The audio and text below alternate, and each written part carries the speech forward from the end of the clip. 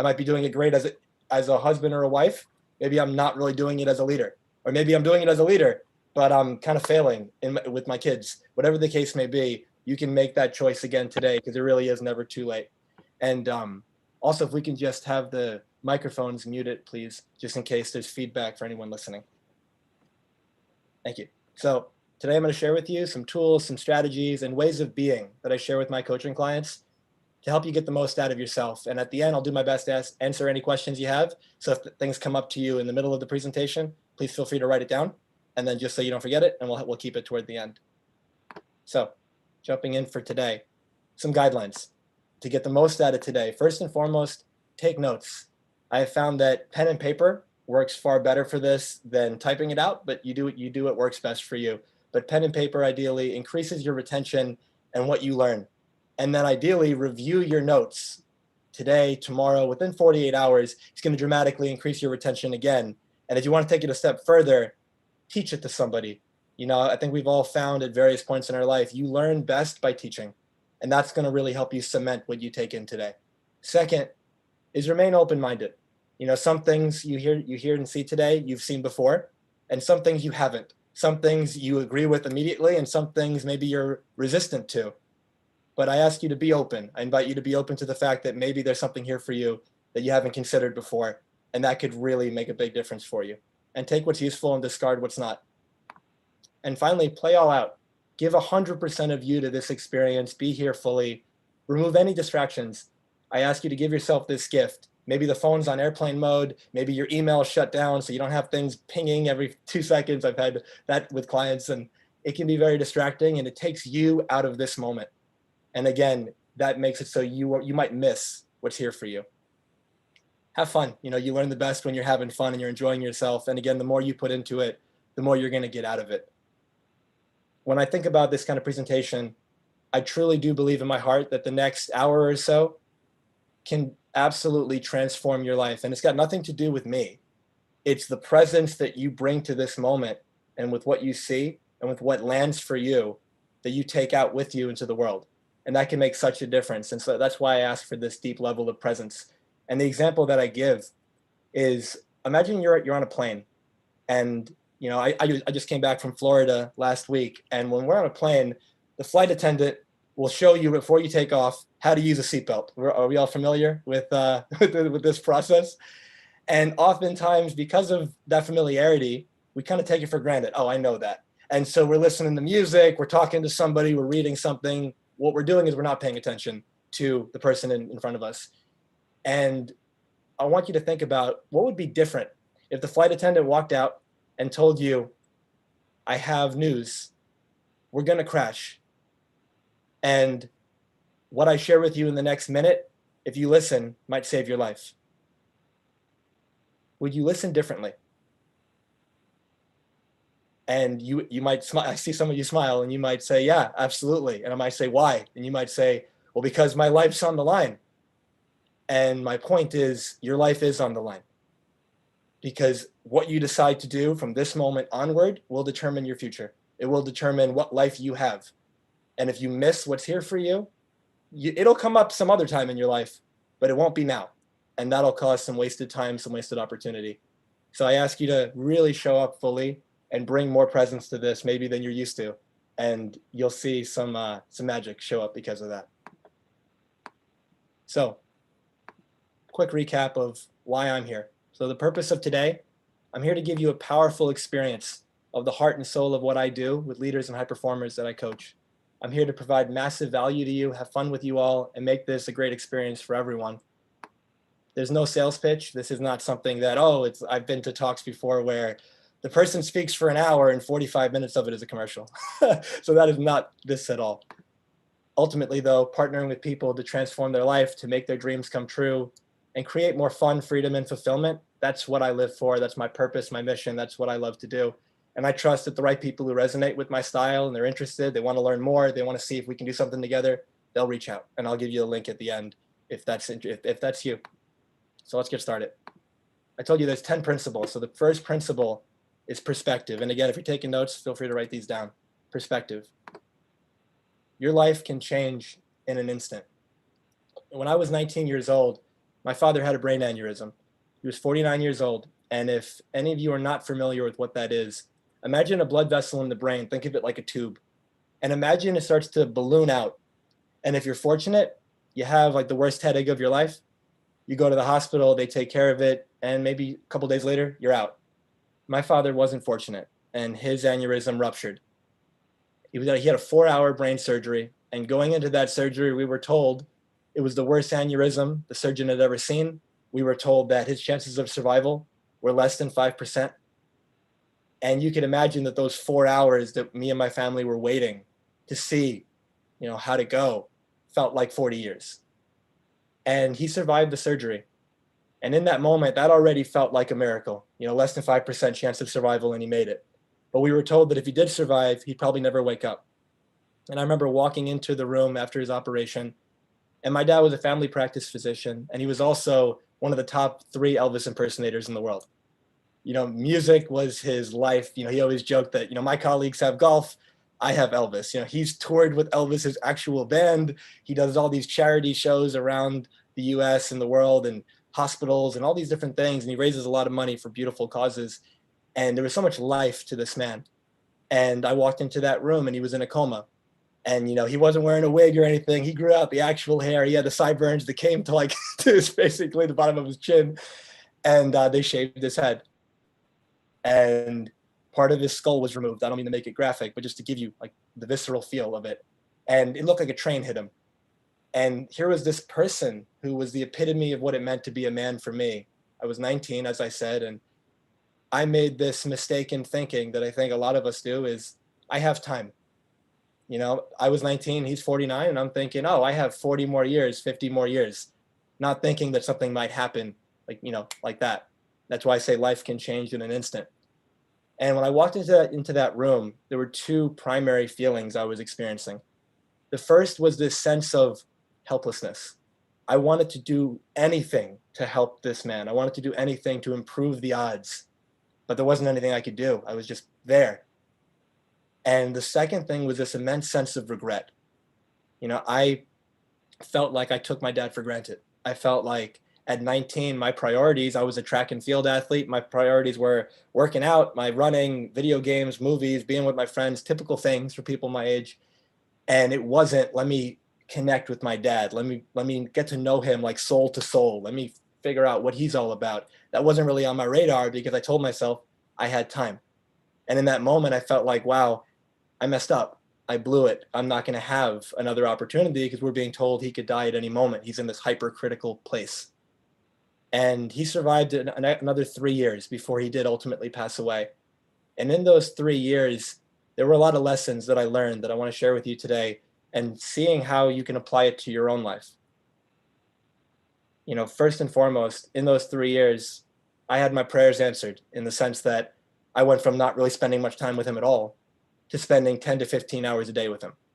I took several years off after college to be one of his primary caregivers. And anyone who's been a primary caregiver knows it weighs on you physically, emotionally, mentally, spiritually. It can be really tough when you have somebody that needs you around 24/7. Otherwise, something could happen to them. And I experienced some of my highest highs, beautiful memories of both of us singing, playing music together, working out together, going for walks, really just talking and connecting. But also some of my lowest lows. He had short-term memory loss. He was prone to seizures after the aneurysm. And there was a moment where he forgot who I was after I was taking care of him 3-4 days in a row so my mom could have a break. And he forgot who I was, and I was arguing with him that I wasn't his nephew. And you could imagine that it felt like the floors gave out beneath me. And so there were beautiful moments and really tough moments. But one of the first lessons that I wanted to share with you that came to me in that experience, I really got to value life. I really got to see the miracle of this moment. If you don't know this, every single day, 150,000 people don't wake up, statistically around the world. And the fact that you're here listening to this means you weren't one of them. And if some of the people or all of the people that you care most about in this world woke up too, then you really hit the jackpot right from the get-go. And yet most of us live our life from this perspective that something extraordinary, out of the ordinary, needs to happen in order for us to be happy. in order for us to feel fulfilled, blessed, lucky, any of these things. When you realize that, again, just the fact that you're here is a big deal. The fact that you have eyes to see, ears to listen, and all the other senses that you have, that's big. And oftentimes it's easy to forget that because it's so obvious. It's so right in your face that we overlook it. And many people that I've met over these last 8 years since my dad passed away are living a life that they will regret. They're telling themselves stories about why life is the way that it is, and they're not really doing anything about it. And I remember just after he passed away, 7,000 people came to his wake. It was a 5-hour wake, and I stood by that casket and I shook every single person's hand. And almost everyone said, "Your dad saved my life." And there were people all around, different walks of life, different religions, different dress, asking if they could pray over the casket in their own way. And it was so beautiful for me and humbling to see the impact that this man had at such a young age. He died at 53, and most people there hadn't seen him since he was 49 or younger. And it made me realize, wow, I've been playing small, that I've cared way too much about what other people think about me, that I'm afraid of rejection. And because of that, I'm holding myself back and I'm robbing the world of the light that I have. I believe every single one of us has a light, a divine spark, whatever you'd like to call it. It's what makes you, you. And when you shine that far and wide for everyone to see, the opportunities, the people that are meant for you can find you. It's kind of like being a lighthouse. The boats are out in the water and you shine and they go, "That's exactly what I'm looking for." And so they can come to you. But the challenge is most of us live our life wearing a mask. And this mask basically says, who do I need to be for you to love me? Who do I need to be validated, to be enough, to be important, to be special? And then so we twist it and we start acting the way we think other people want us to act. The problem with that is if you're doing that and I love you, I don't actually love you. I love who I think you are. And then you don't ever feel the love because you know you're living a lie. You don't ever experience it because you know you're not being you. And so you live your whole life in this resentment, this whole life as if like something's missing. I can't quite put my finger on it. And the thing that's missing is the most obvious thing. It's you that's missing. And so one of my challenges for you is to really get clear. Are you living a life that you will regret? Are you treating people? I often tell people the people that we love the most are often the people that we say it to the least. And it's because there's something called the law of familiarity. We take people for granted, or we take things for granted, and they're not special anymore. In our minds, we love them. In our minds, we really care, but we don't express it because we think, oh, they know. I've told them plenty of times, they got it.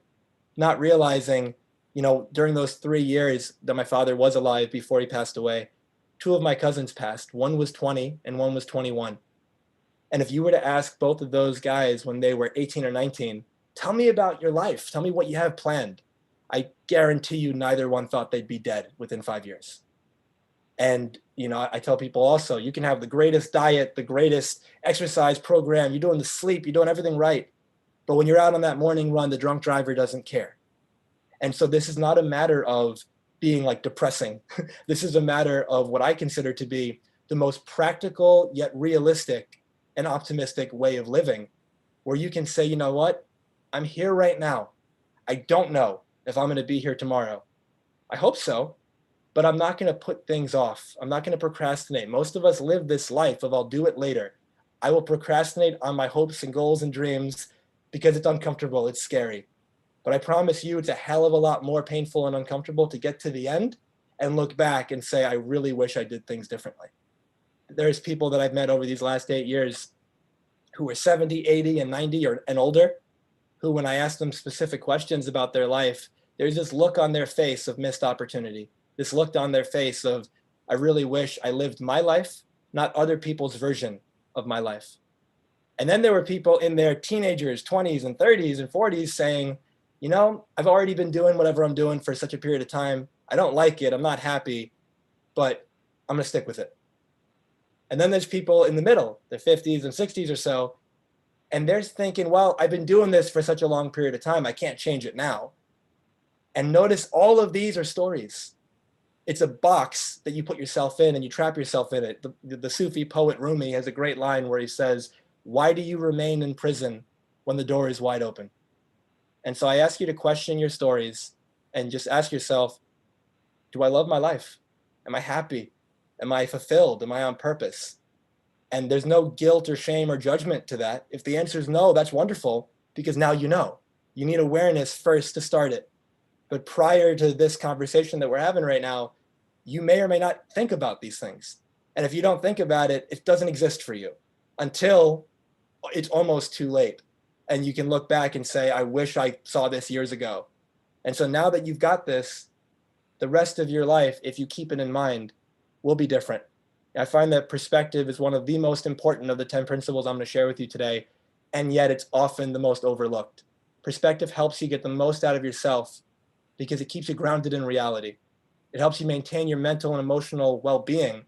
And when everything seems like it's falling apart, keeping things in perspective allows you to continue to move forward from a powerful, grounded space. And keep in mind, we all define success differently, but with all of the leaders and high performers that I've worked with, I have noticed every single one of them, happiness and fulfillment is at the base of it. Yeah, you might want a certain amount of money, you want to live in a certain place, you want a certain amount of stuff, but why is it that there are millionaires and billionaires who have everything that you think you need to be happy, and yet they're not? Because it's not the stuff that makes you happy. The happiness comes from within, not without. And that's something that I'm going to get to in a later point.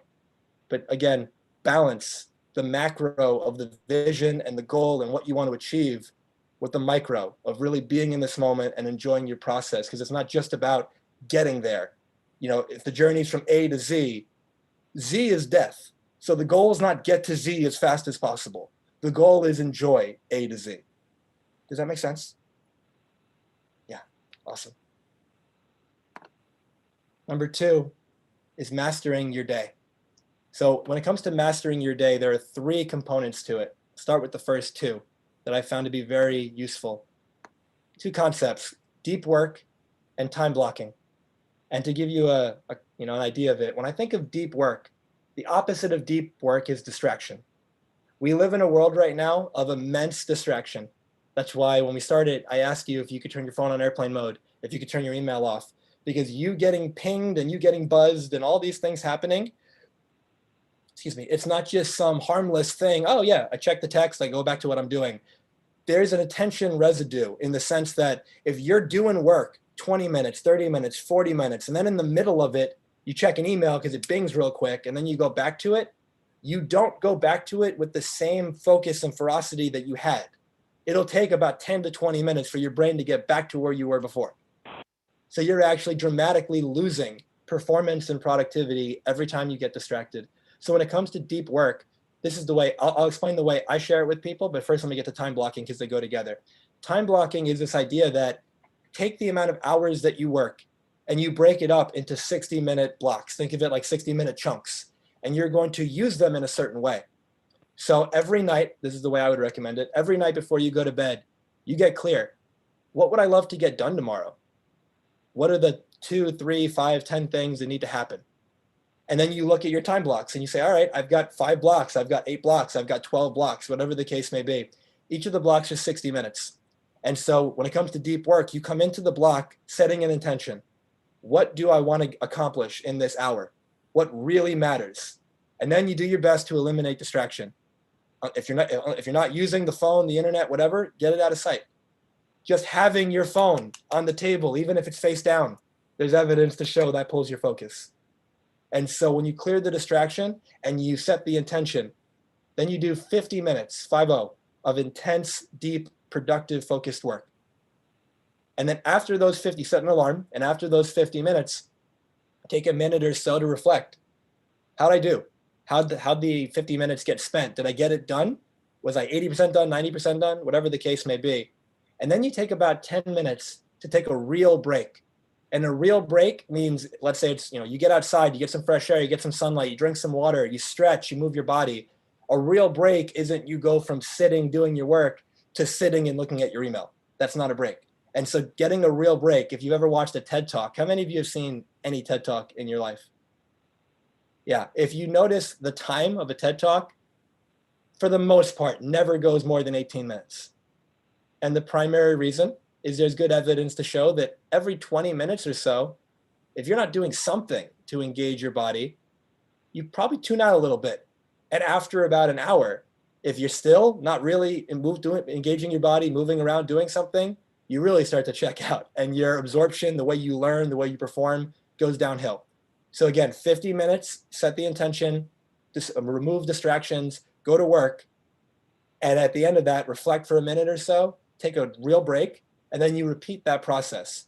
And if you do just those two things, I can promise you that you will get more done in an hour than you normally do in 3.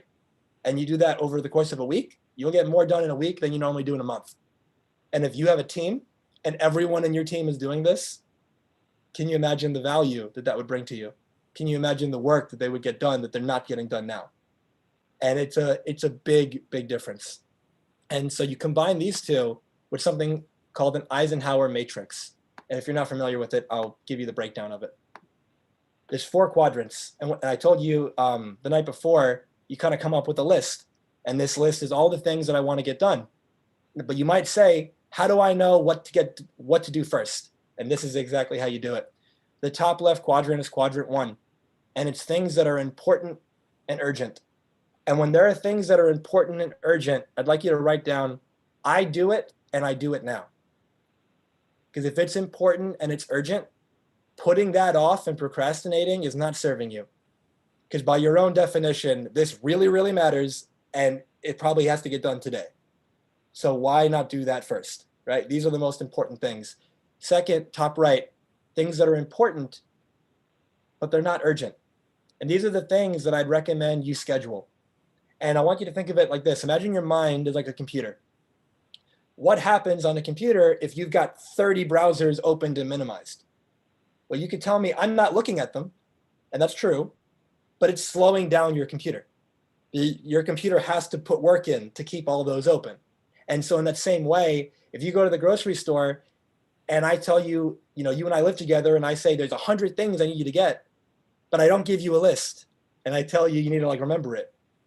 What happens at the store when you're trying to remember it and then somebody meets you and they want to give you their phone number and you got to remember that too? It's like, oh, that's too much, information overload. You can't do that. In that same way, when you schedule it and so for example, if you say, all right, today's Tuesday, I'm going to schedule this for Thursday.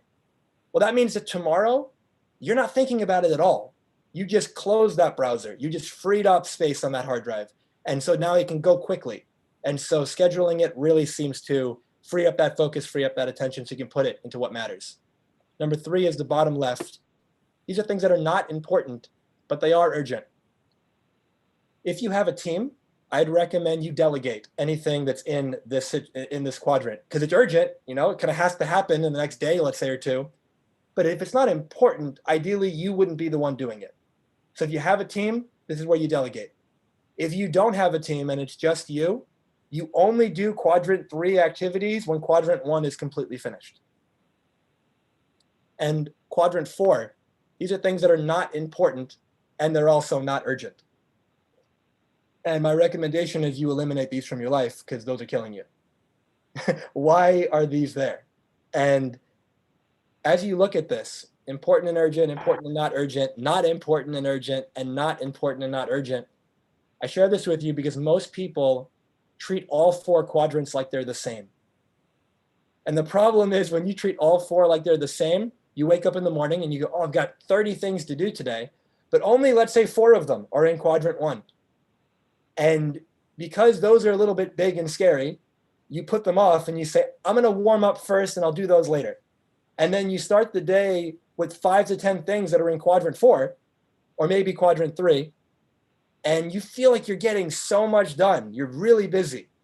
And then life happens, things that you didn't expect show up, and the quadrant 1 things get sacrificed and they don't happen. And then you get frustrated because you're not creating the results that you want.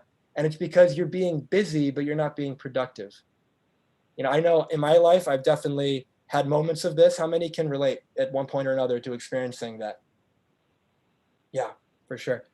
And so combining this matrix the night before to get clear, what's my list and what quadrants are they in? And then creating your time blocks, what's going to happen when, quadrant 1 things are your first, let's say 3 to 5 time blocks. And then deep work, set the intention, eliminate distractions, go to work on it, reflect at around 50 to 52 minutes, and then 52 to 60 or so, take an actual break. You do that, your productivity, your performance goes through the roof. Number 3 is what I call the magic formula for creating anything that you want. Who would like to know what that is? Creating anything that you want. And I promise you it's simpler than you think, but it's as powerful as I say it is. The magic formula is, it's only 2 words. Get committed. A mentor of mine has a beautiful quote where he says, failure to commit is the high cost of low living. The things that you don't have that you want are either because you're not committed to it as much as you say you are, and that's why you don't have it, or it's something that requires a lot of work to build up, and you are doing what it takes, but it's just taking time to come to fruition. That's cool. But be honest with yourself when you ask yourself, what do I want in my relationships? What do I want in my business? What do I want in my finances? What do I want in all these different areas? And am I actually committed to it? Do I want what I really say that I want? And I want to, let's say, let me see, Chad, if I can call on you, if you can unmute yourself, what do you think the difference is between being committed versus being interested? Committed means you're going to put forth the time and energy to achieve that goal or whatever you're going after. Interested is much more passive in my mind. Beautiful. Thank you so much. Appreciate it. And I'm sure we would all have a similar, answer, our variation of that. And so I'd like you to think about it as interested is this idea that, yeah, that sounds good. If it's easy and comfortable enough, and if I'm not too busy, and if I feel like it in the moment, I might consider doing it. And that, unfortunately, is how so many of us live our life. Maybe not across the board, but in certain areas. And if we're not getting the results we want, almost always it falls into that category. Now, committed is this, I'm doing it, period. Like, that's happening.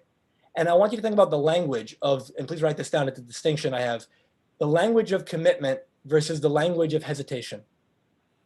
The language of hesitation might say, maybe, I'll try, we'll see, if I'm lucky, hopefully, one day. The language of commitment, yes, absolutely, you can count on me, I'll find a way. Now, just from me saying that, who can feel that there's an energetic difference in between those two and how you might show up, by a show of hands? Yeah.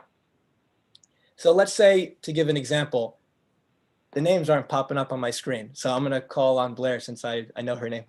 So Blair, if I could ask you, let's imagine you called me, let's say I lived near you, and you called me to see if I could take you to the airport in the morning, right? And you called me and you say, hey, Jamil, I've got a flight.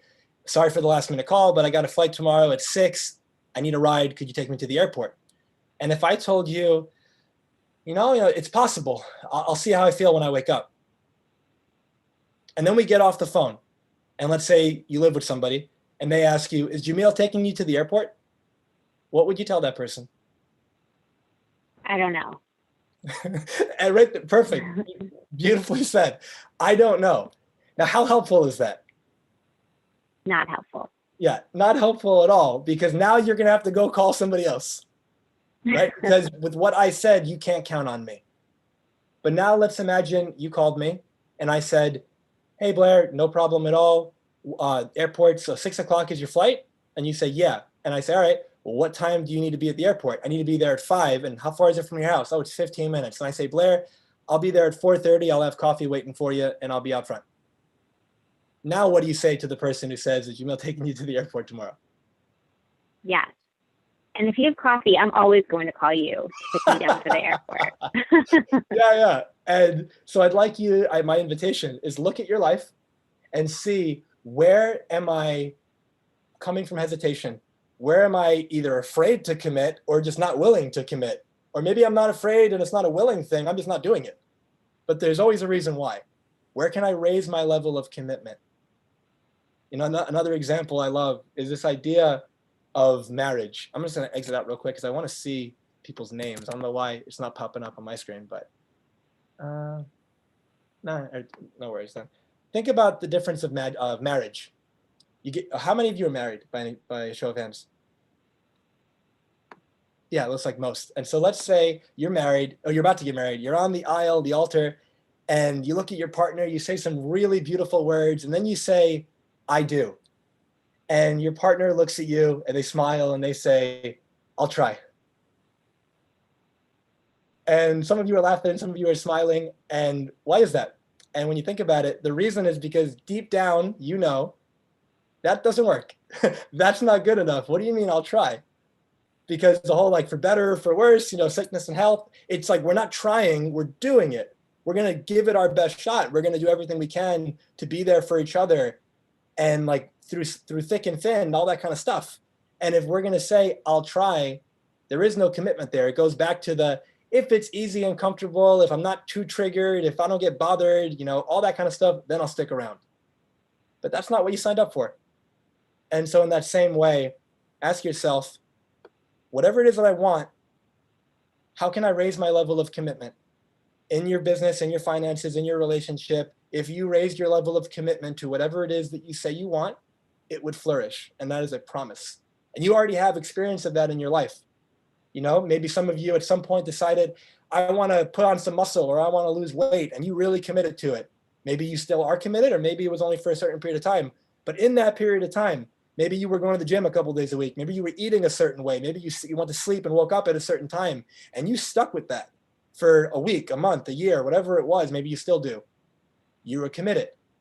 Now, if you fell off, or if you've never made that commitment and you got back onto it, or you made that commitment, your whole health life would change.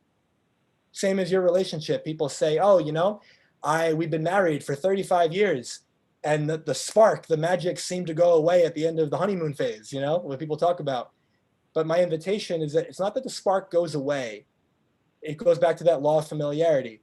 You've gotten used to this person, so the novelty has kind of dwindled. But you can bring that back because they're not the same person they were when you met them. They're brand new, just like you are. And if you can reconnect, if you can recommit, if you can commit to dating again, if you can have fun with each other, you can make it more special. I promise you, the relationship flourishes. Any area of your life, it's the same thing. And so the question here is, where can you throw your hat over the wall?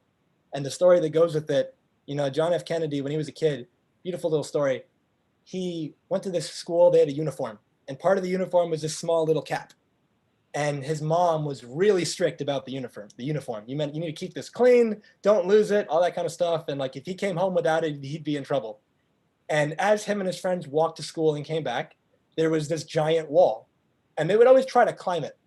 And no one was able to do it. And they listed it as impossible. Can't be done. We've all tried. We can't do it. And somebody dared him to do it. And so he looked at it and he figured it would be difficult. Excuse me. So he took his hat off and he threw it over the wall, knowing that I can't go home without that hat. And what that did is, as he was climbing that wall and it got difficult, he kept going because the perspective was, I have to find a way to get over this wall.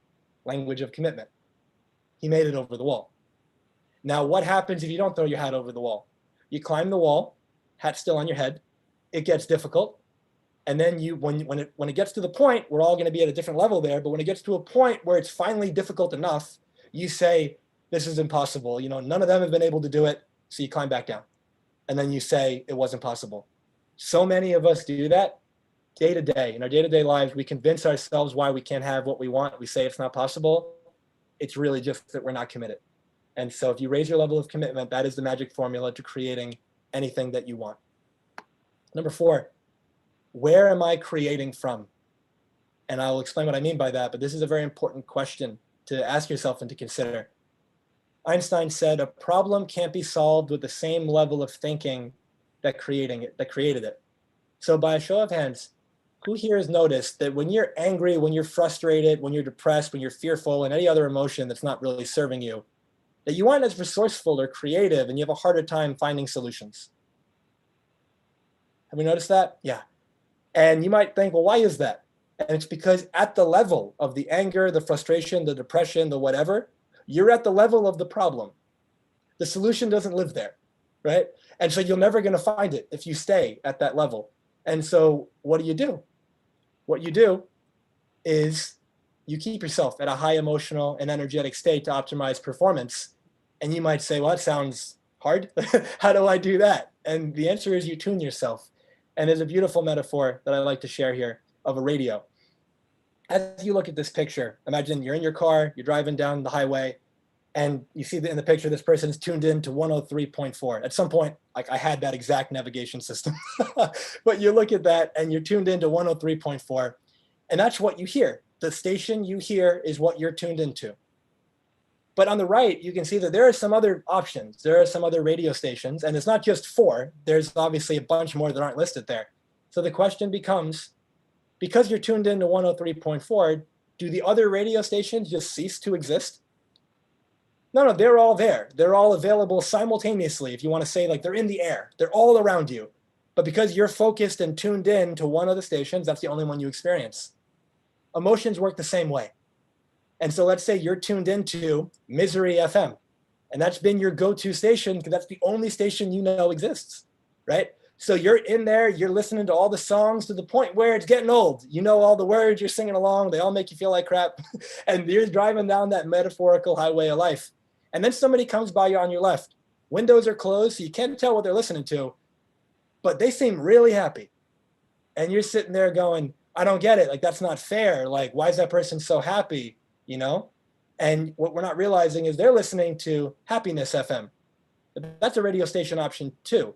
And once we recognize that we have that choice, you know, emotions never come from outside, they come from inside. And here's really easy proof.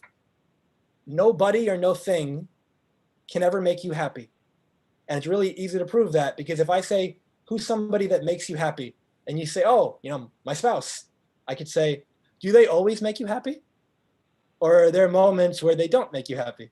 Are there moments where maybe they frustrate you? Are there moments where maybe you're angry with them? Are there moments where you feel something else besides happiness? And you might say, well, yeah, if they were the cause, you'd always feel that around them. It comes from you. Why is it that if it's not raining right now, but let's say it was, it's raining outside. That's why I'm angry. Well, that doesn't make sense because someone up the street right now is so happy because it's raining outside. That's what they tell themselves. How is it that the rain is causing both of those things? It's not. It's the story that I tell myself about the rain. It's the story that I tell myself about my partner. Everything that I feel comes from me. It's the radio station that I'm tuning into. So if you ask yourself, where am I coming from? Am I tuned into Gratitude FM? Am I tuned into what I can control? Am I tuned into what's possible? Or am I tuned into everything that's outside of my control? Am I tuned into what's wrong? Am I tuned into what's missing? That creates a whole different experience of life. And again, how do you control the station? With your thoughts and with the questions that you ask. If you ask yourself, why does this always happen to me? Why do I fail all the time? Like, why do I suck? These questions are not helpful. And obviously they're going to lead you down a rabbit hole that's not going to help you feel good. But if you ask yourself, what's the lesson in this hardship? How can I use this experience to create what I want and win anyway? You know, what am I grateful for? What are the things I can control? What do I have? This person that I'm really angry with right now, you know, what have I done in my life? Like, what part have I played in making them angry? How can I own a part of that? And then also, how can I love them through that? Because they've done so many things for me, and I'm so blessed to have them in my life. Just doing that, the anger goes away because you change the station. You tune to something different. And there's 2 ways to see the world. You can see it through a lens of deficiency, which is what I was just sharing. You can look for what's wrong, what's missing, what's bad, what's broken, what's not working. Or you can look through the lens of appreciation. What's working, what's great, what you're grateful for, the lesson, the gift, and the hardship, the opportunity. And keep in mind that it's not a matter of what's the right or the wrong way to think.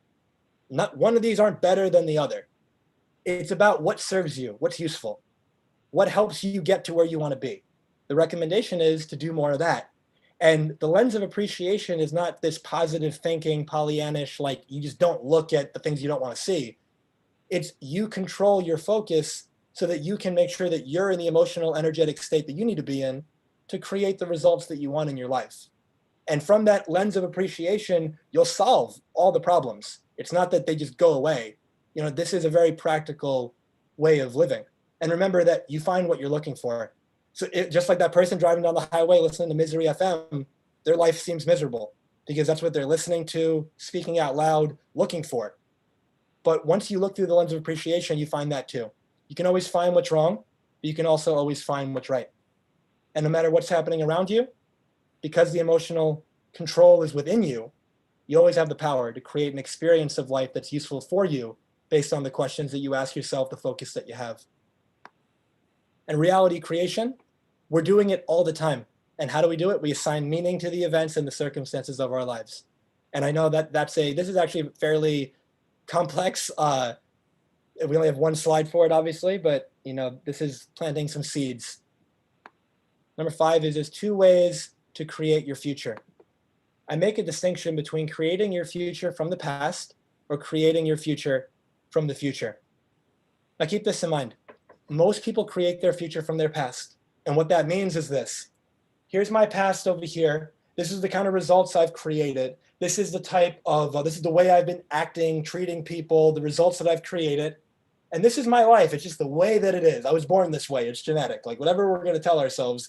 And then we say, all right, well, because this is the way that it's been, we go into the future and we say, that's probably the way it's going to keep being. And that's the reason why for most of us, our tomorrow looks pretty similar to our yesterday. And the problem with that is as long as you keep showing up as that same version of you, as long as you keep acting the same way, treating people the same way, going through the motions in the exact same way, your life doesn't change. There's an expression, nothing changes if nothing changes, right? And so the question might become, so what's the difference? When we create from our future, you close your eyes, you visualize it, or maybe you journal it out and you get clear. What version of me would I love to be a year from now, 5 years from now, 6 years from now, a month from now, tomorrow, whatever the case may be? How would I treat people? How would I act? What actions would this person take? And once you're clear on that, you get that blueprint. You come back to this present moment and you start acting that way now. And here's the reason why it works. The past and the future don't exist. They're both concepts. The past only exists as a memory, and the future only exists in your imagination.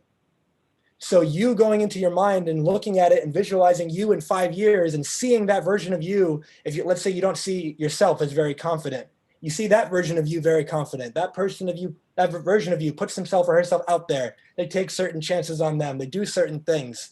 And you go, wow, that would be so amazing. And you see yourself doing it in your head. Well, that means you know the recipe. You know how to do it. You're just choosing not to. And so because you're choosing to live from fear. Courage does not mean you're fearless. Courage means you're afraid, but you do it anyway because you're more afraid of what happens if you don't do it. I said earlier, listen as if your life depends on it, because it does. So in the same way, be the version of you that you want to be in the future now, because your life depends on it. Your future depends on it. Because if this is big you in the future, metaphorically, has all the stuff that you want, and this is you right now in this moment, the reason why you don't have those results yet is because this version of you can't hold this level of space. But if you go into your mind into the future and embody this version of you in a mini version of this one, over time, living from this version of you, you grow day by day, month by month, year by year, and you become that. But if you constantly come from this place of the future is a real thing and it's out there somewhere and one day you'll become it, then here's that big version of you and here's you now. And over time, every time you move forward, it goes further away and you never get to experience it. Thinking that a goal is not a place to get to. A goal is a place to come from. It's never, what do I need to do? It's who do I need to be? Who do I need to be? Because behavior always follows identity. Who do I need to be to create those results? That future me, how can I be that version of me now? What you decide to do in this moment will influence the next moment, and that's how you create your future. Your future is never created out there, it's created right now. Number 6, I call it pressure, friend or foe. So please write down that performance equals potential minus interference. Performance equals potential minus interference. We all have infinite potential. And there are things that seem to get in the way from time to time. You know, who you're capable of being is absolutely extraordinary. And who you show up as a daily basis relative to who you're capable of being is usually disappointing. And when we come from this place of recognizing, all right, if I have all this infinite potential, if I'm so great, what seems to be getting in the way of that? And a few things. In order to improve your performance, you want to limit interference. So then the question becomes, well, what's interference? There's a few different sources. One of the biggest ones is this idea of we're very self-conscious. We're thinking about ourselves, we're making it about us versus what we're doing. And I'll give, or versus the other people. And to give you an example of this, I remember the first time I got to speak to a public group. This is way before the days of COVID and Zoom. And so I was in a room, probably about 200 people. And the night before, I had really given it my all to rehearse this talk and really make sure I had all my points down. And I knew it. And I had just rehearsed it probably 10 times in a row. Like no mistakes, it was flawless. By my own estimation, biased, of course. And then I had this, like in my Arizona apartment, I had this IKEA futon. And I closed my eyes and I said, all right, when I open my eyes, I'm gonna see 200 people staring at me on this futon. And I've really got it in my head. I open my eyes, I see them. I start speaking. Within seconds, heart starts pounding in my chest, hands get sweaty, and I forget the whole talk. And I sit there and go, that's incredible, like, wow, because I'm the only one in the room. Nobody's there. Why did my body just react as if they were? Because your brain doesn't know the difference between what you actually experience and what you imagine. And so what I did from the outside, people looking in through the window, I looked probably pretty crazy. I was pointing at people that weren't there. I was yelling things. I was speaking things out loud. I was having a great time. And I went through that so many times that when I actually gave that presentation for these 200 people, that was the first time I've ever spoken in public, but it wasn't the first time I've ever spoken in public, because in my mind, I've done it hundreds of times. And so there was so much comfort. There was this feeling of, I've done this before. And because of that, I wasn't focused on myself. I wasn't thinking, what are they going to think about me? I hope I don't forget my words. I wasn't thinking, I hope they don't judge me. My focus was, somebody here needs to hear something that I'm going to share. Somebody here is going to have their life changed by whatever it is that they hear.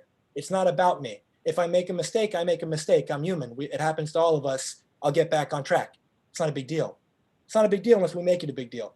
And so the first source of interference is this increased self-consciousness, making it about ourselves versus focusing on what we're doing and focusing on the other people involved.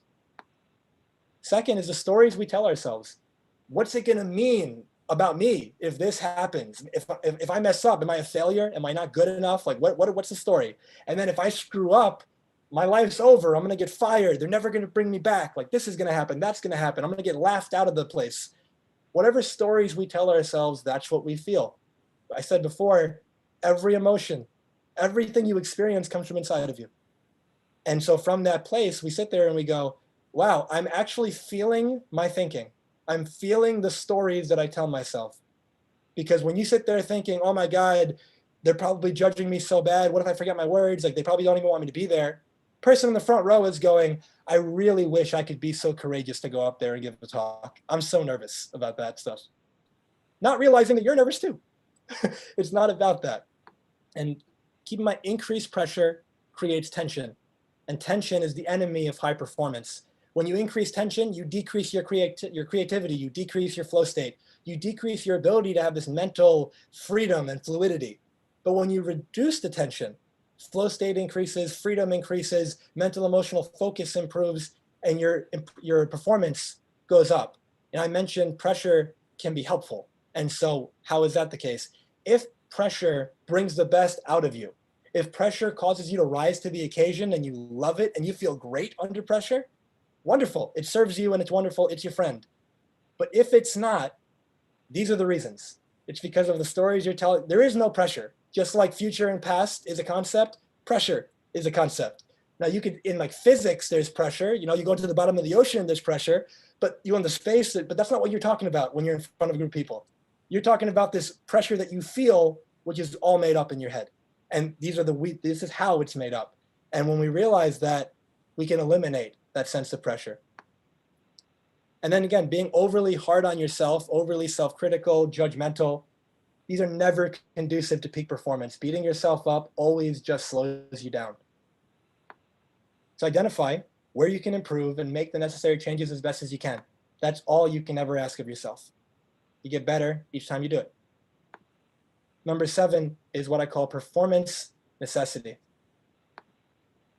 When you lose your motivation, I have found that you lose connection to why you're doing it in the first place. Now, there's both a mental connection and there's an emotional connection. When it comes to the mental connection, that's like the intellect. I know why I'm doing this. I get it. I could write it down on a piece of paper, like I understand it. But the emotional connection, that's where your heart is. That's some people call it, what's your why that makes you cry? That's the thing that you're so attached to, that's so beautiful, that you're emotionally invested in it. And when you have lost motivation, that emotional side's been disconnected. And you want to bring that back. And when it comes to performance necessity, you can elevate it very easily by asking yourself, who's counting on me? This could be your spouse, your kids, your team. If you have a bunch of employees, they have families, their paycheck revolves around this job, then your employees' families are counting on you. Like, who's counting on you to succeed? How will their life improve when you succeed?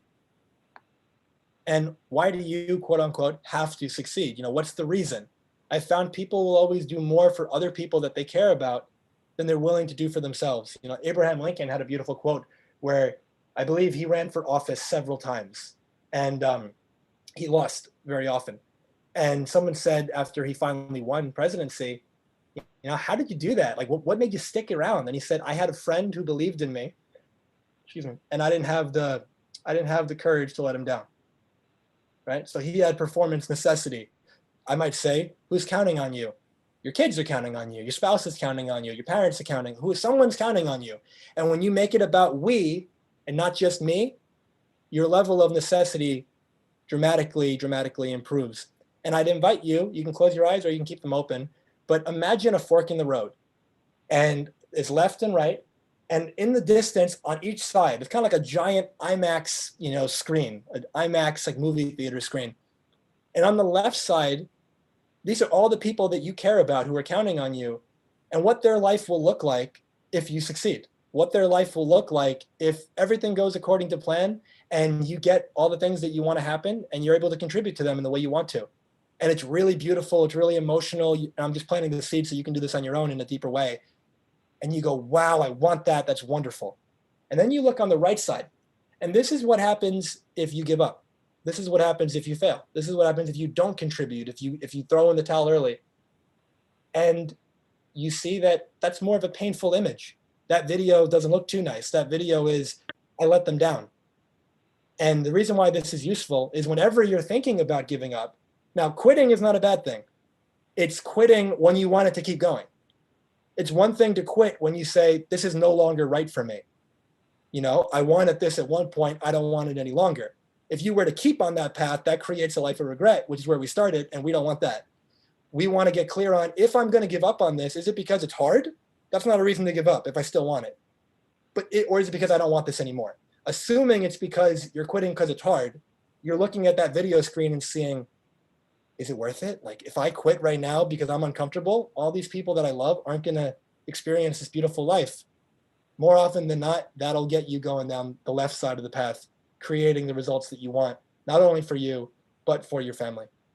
And it's a powerful tool to have in your belt. Number 8 is what I call the cure for overwhelm. So asking yourself, how am I spending my energy? On the left side here, I want you to imagine this is a version of you, because nobody is one way all the time. There is a part of you that these arrows, let's say, represent you doing 10 things at once, or 10 things in your day. And the challenge here is, you notice these are pretty small arrows. And imagine you had 100 points of energy, and you're putting 10 points of energy into 10 different things. Well, you're spreading yourself very thin. So you don't create a lot of results, if any. And it leads to a lot of frustration. And you tell yourself, like before, I'm so busy. I'm like, my day is packed. I've got no time for anything. And yet I'm not creating the results that I want. And then you get frustrated. And my promise to you is the version of you on the right, where you take all 100 points of energy and you put it into one thing at a time. It's far more effective and efficient to do one thing at a time 10 times than to try to do 10 things at once. I like to use this metaphor, or a contrast rather, of a light bulb and a laser. A light bulb will turn on, and it's a very soft, it might be bright, but it's a soft light in the sense that it kind of disperses and it lights up the room, but it's not going to like set the piece of grass or the leaf on fire. But the laser that you point at something, it's not lighting the room up, but it's highly concentrated energy that when you focus it on something creates, power. In physics, power is the difference something makes in the time that it takes to do it, right? So you have a lot of power in the laser and you don't have a lot of power in the light bulb. And so you ask yourself, how focused can I be in what I'm doing? This goes back to the deep work and the time blocking. You do deep work, that's you on the right. You don't do it and you live in distraction, that's you on the left. And I promise every single one of us we've had times in our life where we are both of these versions of ourselves. And the version of you on the right gets stuff done. And the version of you on the left doesn't, and probably complains about it. And you probably don't want to be that version of you. Keeping in mind that multi-focusing is a myth. People talk about multitasking. Yeah, you can walk and chew gum. You can have a conversation with somebody while you're walking, but you can't do brain surgery while you're trying to learn Italian. Like, that doesn't work. You're going to mess up because you can't focus on more than one thing at a time, which is why I talked about distraction before. If you shift your focus, what your brain's really doing is it's just switching focus from A to B to C really quickly if you're trying to do 3 different things. But every time you go from A to B, you lose any focus that you built up from A. And then you got to start again at B. And then as you're starting to build that up, you switch to C and you got to start over again. And you go back to A and you don't have that mental, emotional progress. So eliminating that distraction really goes a long way. So get clear for yourself what matters most right now. In this moment, what would make the biggest difference in my life? And that's what you want to do. People often ask me, what can I add? What can I start doing? And I'll tell my clients, let's focus first on what you can subtract. What can you stop doing? What's taking up your energy? What doesn't belong in your life anymore? What's not serving you? Because as long as that's there, it's eating up your time, your energy, your well-being. Let's eliminate what doesn't belong there anymore so we can create space for what does. Number 9, as we kind of near our conclusion, is focus on today. This is a picture of one of my clients. His name is Steve Dowell, and he's the American Taekwondo world champion in 2018 and 2019. And like many of you, Steve had a dream. And this dream was, as he retired, he wanted to create this really beautiful second half of his life. And this dream included living on a gorgeous island in the Caribbean, owning a vacation home in the west coast of the US, a fun and adventure-filled career that he could start that'll add a lot of value and joy to his experience of life. He wants to have a passionate and loving relationship with his wife. And notice that the key is this won't happen overnight. And this is the same for all of you. You have goals, you have dreams. And I said before, if you're committed, and this is something that's going to take some time to build, just because you're not seeing the result yet doesn't mean you're not committed. You are committed, but there's a process. And reminding yourself that if A is here and Z is here, and I'm at J, all right, maybe I'm not at Z yet. I don't have that thing that I want, but I'm not at A. Like, I've made a lot of progress. So let me slow down with that. Let me see how far I've come. Let me celebrate that. Let me reflect on that, because it creates positive reinforcement.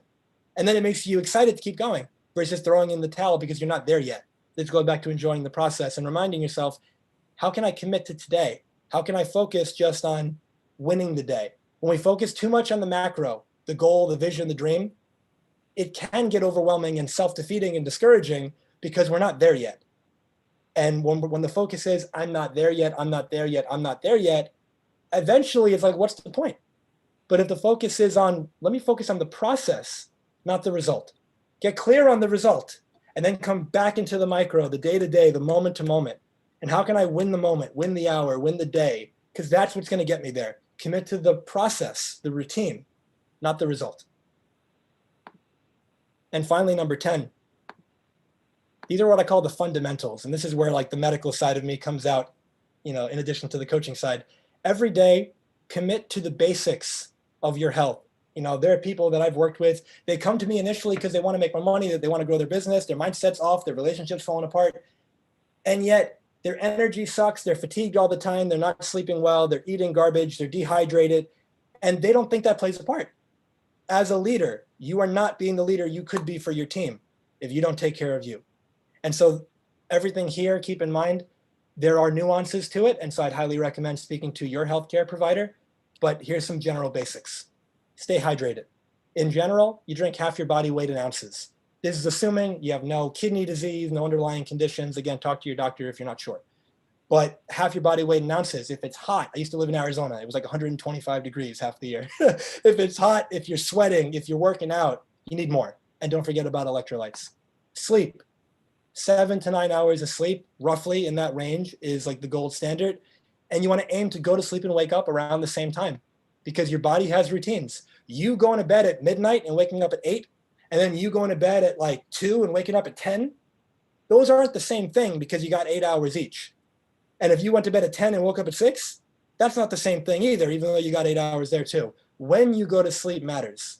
And also keep in mind that when you're dehydrated and when you're not sleeping well, less than about 6 hours, you're actually functionally drunk. They've got brain scans to show that you operate at a level, you perform at a level as if you were drunk. So now imagine, some of you might be sitting there going, crap, I'm sleeping, as Chad drinks his water. Well done. Some of you are sitting there thinking, crap, I'm sleeping 4 hours a night. I hate water. And that's making it so you're not being the best version of you. You're not performing at the level you could be. You could be far more successful, and it's a lot easier because than you might think. Number 3 is nutrition. First and foremost, there is not one way to eat. Everybody is different. And in general, I have found a good rule of thumb. Eat real food, mostly plants, not too much. Now, what does that mean? Eat real food. Does your food have 50 ingredients? I like to joke with people, what's the ingredient of broccoli? Broccoli. What's the ingredient of beef? Beef. What's the ingredient of that box of Pop-Tarts you just bought last night? There's like 60 colors and dyes and chemicals and things you can't, no hate. I used to be a Pop-Tart addict, but no hate on the Pop-Tarts. But the point being, when you're eating chemicals, you're not eating food. You're eating food-like products, and that matters. And so eat real food. The ingredients of your food should be food. That's it. Mostly plants, vegetables, really good for you. Which vegetables? It depends. Everyone's different. You might love broccoli. Someone else is sensitive to that. That causes a problem in them. That's why I tell people there's no such thing as healthy food. There's healthy food for you, but there's no healthy food in general. And so eat real food, mostly plants, vegetables, not too much. Add in some quality meats if you'd like, beef, chicken, fish, things of that nature, bison, lamb, but make sure it's good quality. If it's beef, it's grass-fed beef, organic, does matter. Wild caught fish versus farm-raised fish, it matters. Organic eggs versus non-organic eggs that have antibiotics in it, it matters. And then listen to your body. There are certain foods that you eat and your body reacts. You get brain fog, you get headaches, you get bloated, you get fatigued, you have that Thanksgiving kind of feel. And you sit there and go, I've always felt this way. I had a patient, back in the day that told me, I did a food allergy panel on them, and I found out that they're highly sensitive to eggs. And I said, you should probably cut out eggs from your diet. And this person says, I've had eggs every day for breakfast for the last 35 years. They cut out the eggs, all their inflammation, their arthritis went away. Food matters. And so listen to your body. You should feel good after you eat, minutes after you eat, hours after you eat, but it can even last a day or two in terms of the negative consequences. And then don't drink your sugar. Avoiding soda, avoiding juice, really good idea. Avoid the ultra-processed foods, avoid the vegetable oils, and stop eating, ideally, 3-4 hours before sleep. That'll dramatically improve your quality of sleep. Movement. Increase your movement throughout the day. I talked about during that time blocking, take a 10-minute break. Part of that is get up, move your body, get the blood flow moving. That helps your focus. This will help your performance. Increase your movement. If you want to get some resistance training, put on some muscle. That's going to be fantastic, especially as we get older.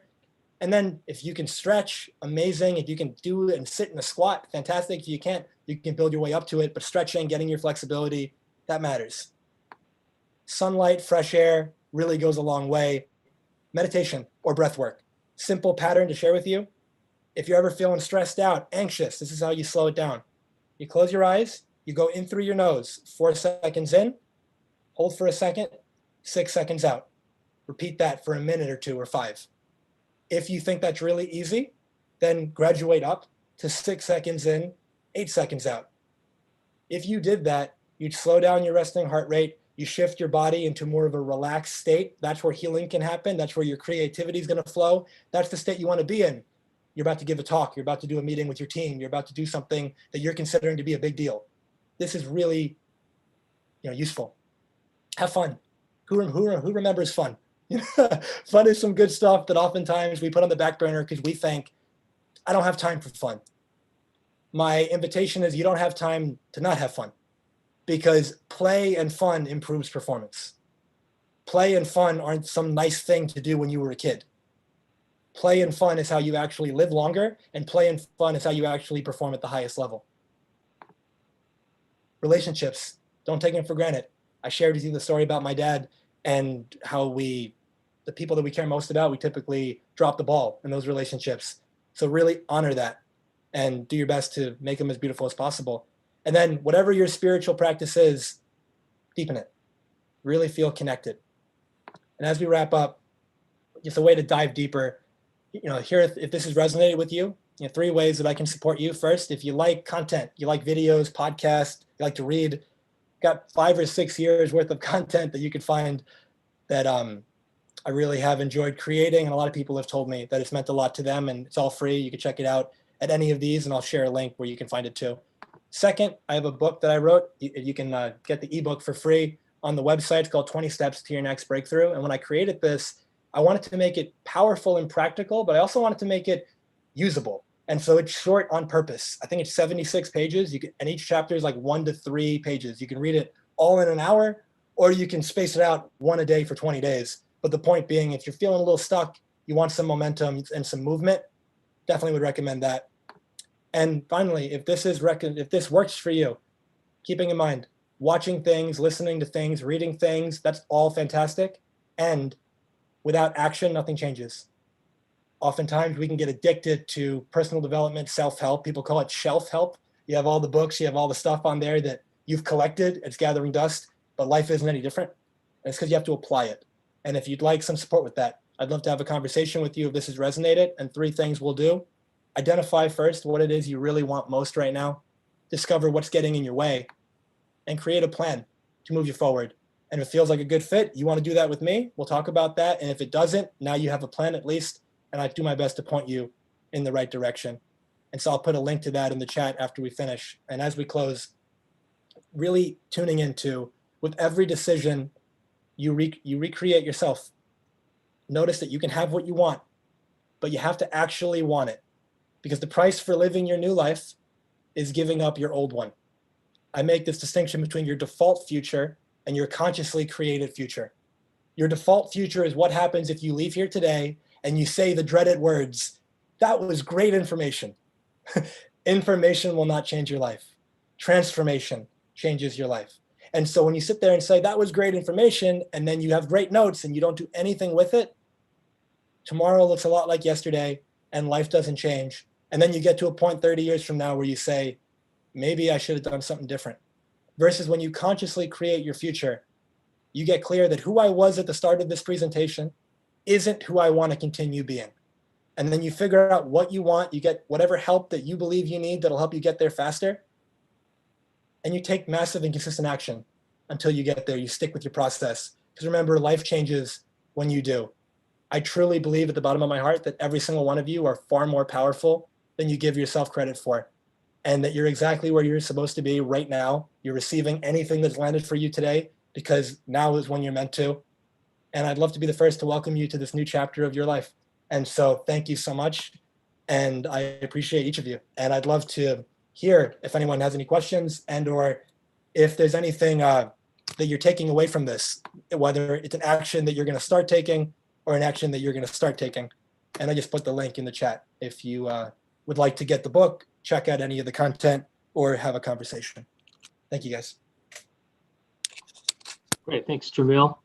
Any questions? I guess I'll open the floor. Feel free to unmute yourself. We have about 10 minutes before we wrap up. Either You can pose some questions to them, or we can have just open dialogue as we normally do for this last part of the session. So I guess I'll open it up if there are any questions. Danny, yeah.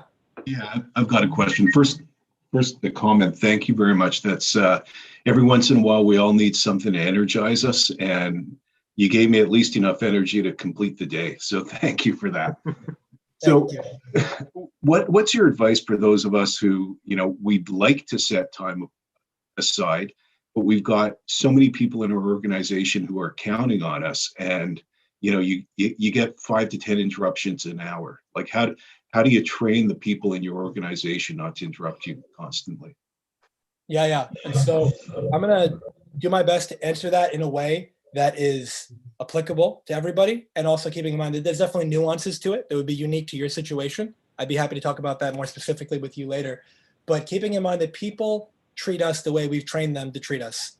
So if we've got people in our organization that we have made it acceptable and okay for them to there's no boundaries. They can walk all over, they can interrupt every 5 minutes.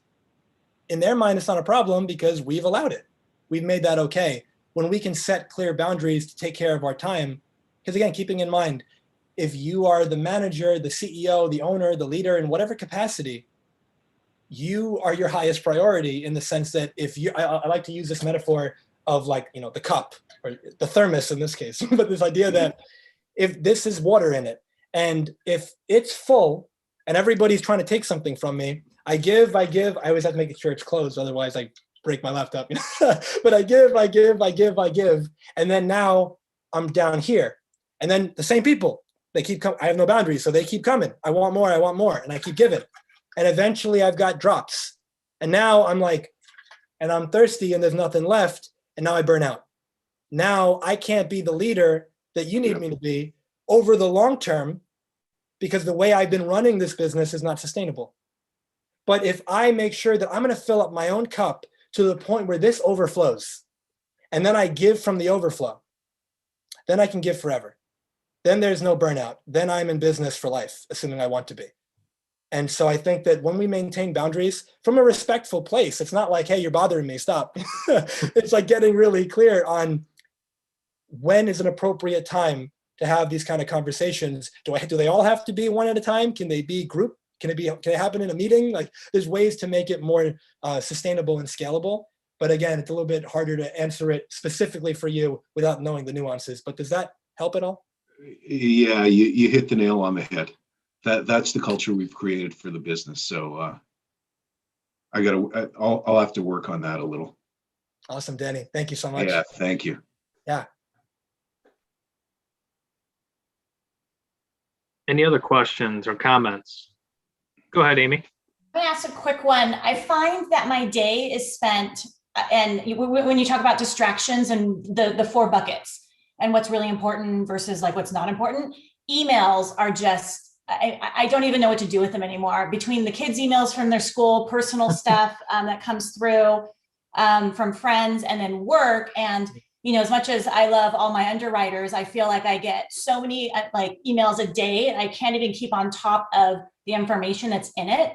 Mm-hmm. So, how do you suggest you do that? Because I have to review the emails in order to know what is the important that needs to be done right now. But 90% of it is stuff that I just can't, I can never even get to. So, do you have any suggestions for that?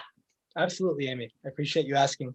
I actually had a client of mine, she's a loan officer in Arizona, and she had the exact problem probably 3 months ago.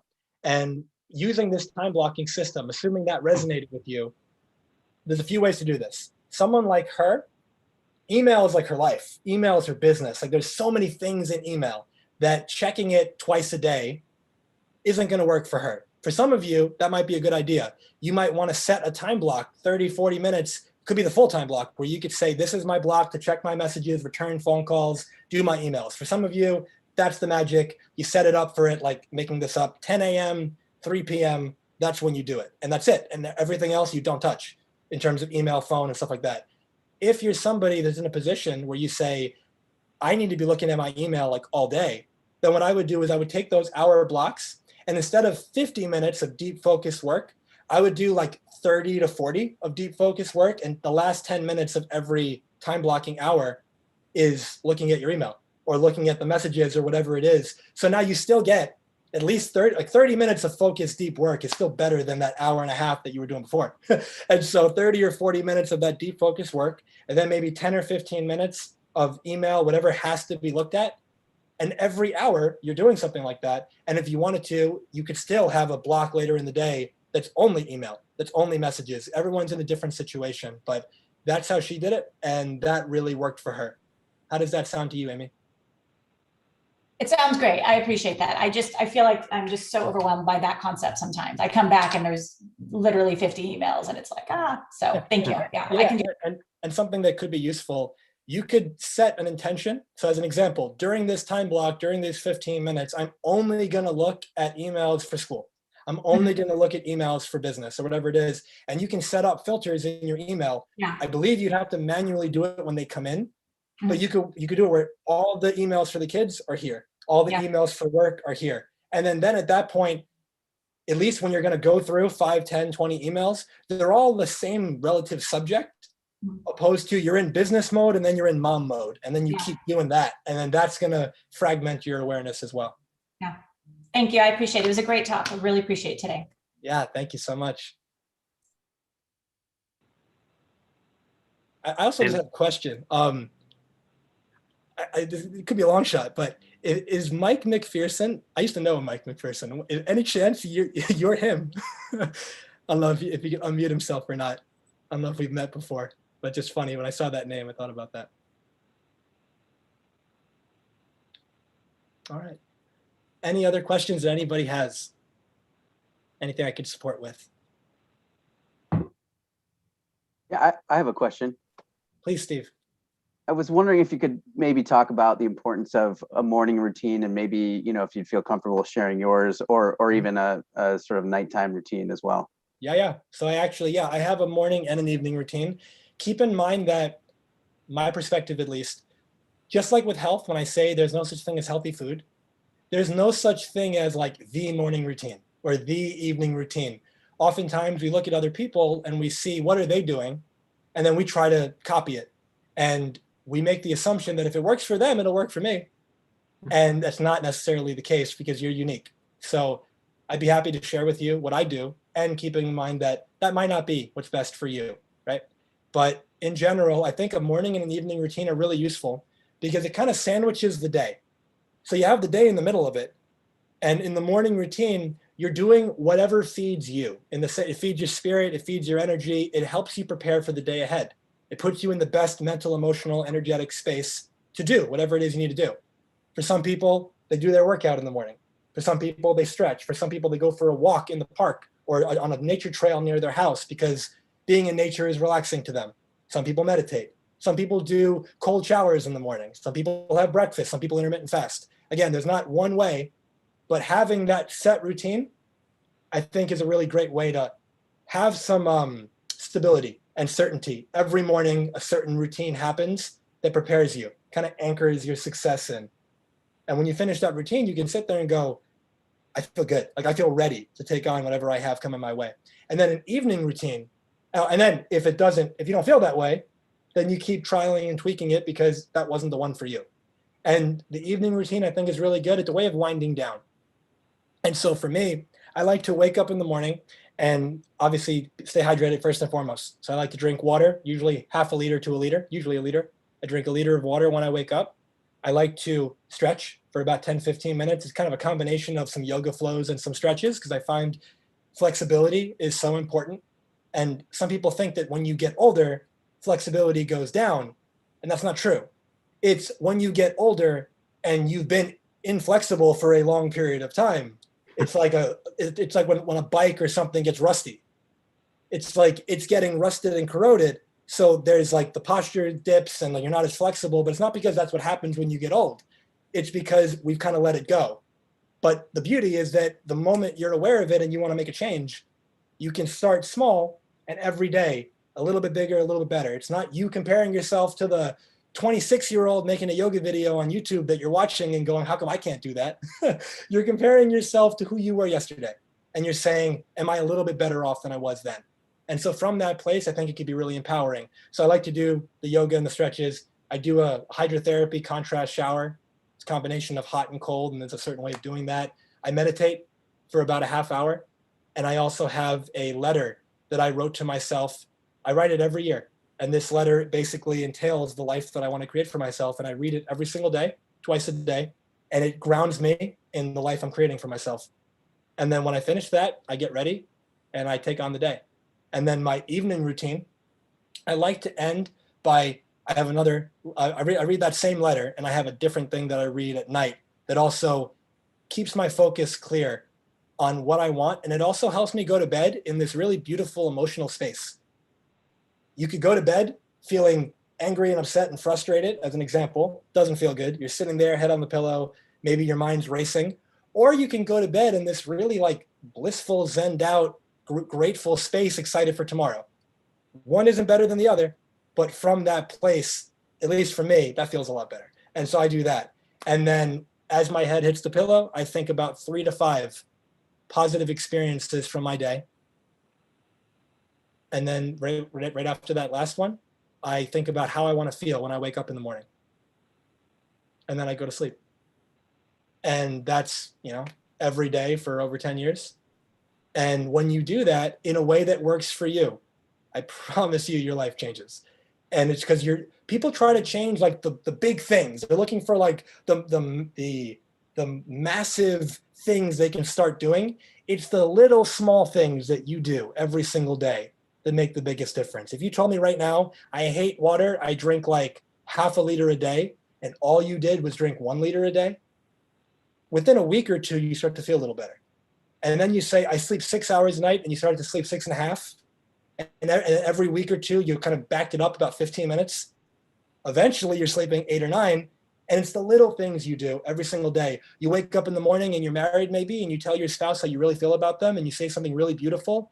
You surprise them, you buy them flowers, you do something that really puts a smile on their face and their heart. Some people can say that's little things, but those are the big things. So those are the things that really make the biggest difference.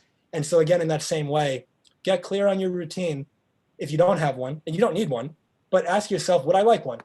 Do I think it would serve me? Do I kind of wake up and just fall out of bed and drink some coffee and go to work? And if I'm doing that, how's my performance? If it's 10 out of 10, incredible, well, what you're doing works, keep it up. But if it's not, if you're at a 5 and you're not enjoying it, it might be better. Some people say I have no time for myself. Well, maybe the family's waking up at like 6 or 7. Maybe you get up at 5 and you spend 30 minutes meditating. Maybe you've never done that. Maybe you pray. But whatever the case may be, you take some time for you. When people say, I don't have time for myself, it really comes down to you don't have time not for yourself. Because again, and I don't say that in like a cheeky way, it's from that perspective that if you don't take care of you, you're going to have to, there's consequences you pay that. The old, like in naturopathic medicine, which is really like conventional medicine meets holistic medicine, and you learn them both. That's what I was trained in. There's this perspective that, nature has certain laws and you're a human. And that means that if you follow certain laws, you get healthy.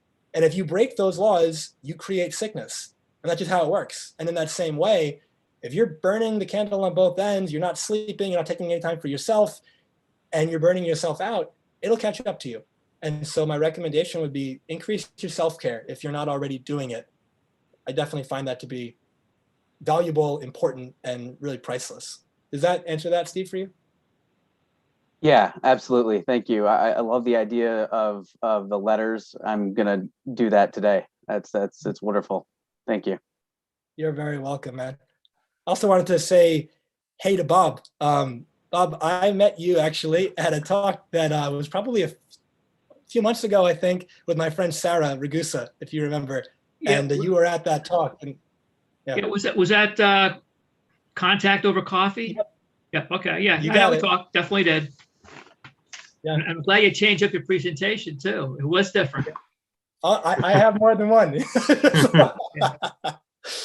Yeah. Any other questions? Anything I can support anybody with? Or anything you want to share that, I'm sorry. No, go ahead. Sorry.